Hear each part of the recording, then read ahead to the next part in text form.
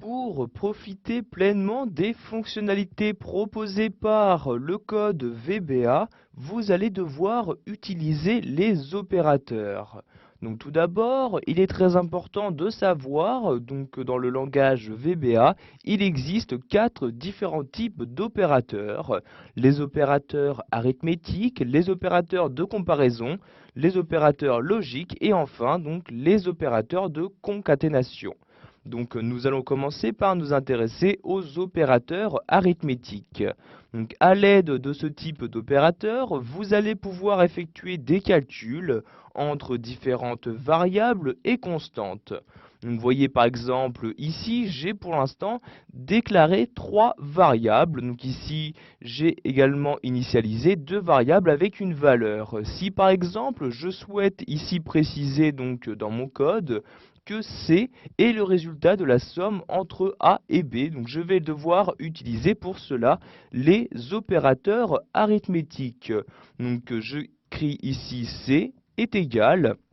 Ensuite, j'insère mon A, et donc ici, je souhaite faire par exemple une addition, je vais donc insérer le plus, et je mets le B comme ceci, et je peux maintenant appuyer sur la touche Entrée de mon clavier, et j'ai bien donc réussi à faire sans aucun problème une addition.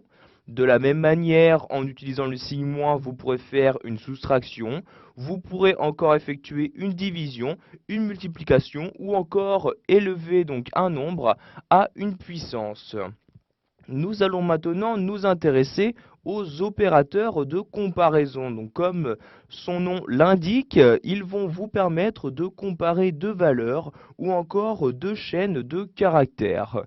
Donc, ces opérateurs de comparaison sont par exemple très utiles dans une structure de décision if, donc pour effectuer des calculs sous condition. Donc, par exemple, ici, je vais commencer par saisir ici if, et par exemple, si je veux donc effectuer un calcul seulement si A est plus petit que 20, donc je vais écrire if ici, ensuite A, ensuite j'insère ici donc le symbole inférieur. Si je souhaite par exemple mettre ici inférieur ou égal, je vais tout d'abord insérer le symbole inférieur, puis j'insère dans un deuxième temps donc le égal. Donc ici cela veut dire si A est plus petit ou égal, donc ici je vais maintenant mettre 20 comme ceci, et ensuite donc je vais ensuite faire un espace et écrire ici then comme ceci, et maintenant donc je vais ici mettre ce que je souhaite faire, donc si A est plus petit ou égal à 20. Donc j'appuie sur la touche entrée de mon clavier, j'appuie ensuite sur la touche tabulation pour incrémenter donc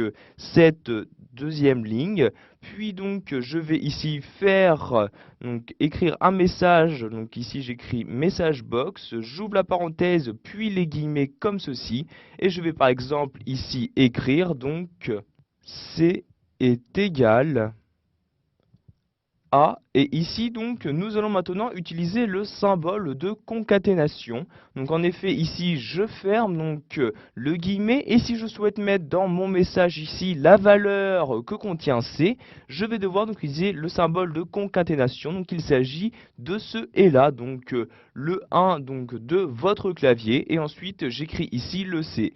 Je peux maintenant donc fermer ma parenthèse comme ceci.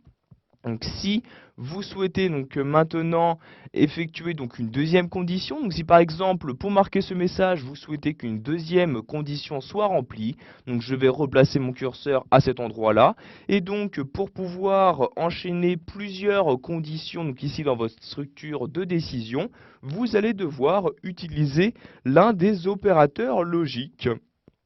Donc ces opérateurs logiques, il y a par exemple le et, qui va vous permettre de vérifier donc les deux conditions, le ou une seule des deux conditions est nécessaire pour l'exécution donc du programme, etc.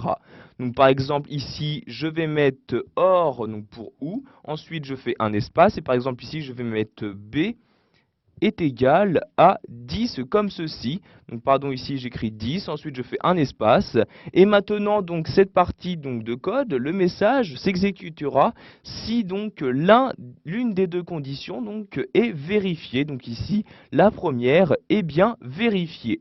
Donc maintenant je vais ensuite placer mon curseur ici, j'appuie sur la touche entrée de mon clavier et j'écris else ensuite, puis de nouveau la touche entrée de mon clavier, et je vais écrire donc un dernier message, donc si par exemple la condition n'a pas été vérifiée. Donc pardon, ici je vais écrire message box, j'ouvre la parenthèse et mes guillemets, et je vais mettre ici par exemple pas de calcul, donc comme ceci.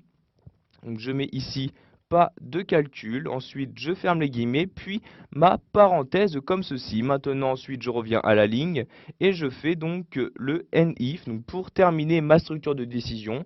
Ensuite j'appuie sur la touche entrée de mon clavier. Donc si maintenant je teste mon code donc en cliquant en haut sur ce bouton là, donc vous voyez je clique sur exécuter, vous avez donc ici la phrase qui apparaît dans cette boîte de dialogue et il y a bien donc à la place de C la valeur correspondante qui y est affichée.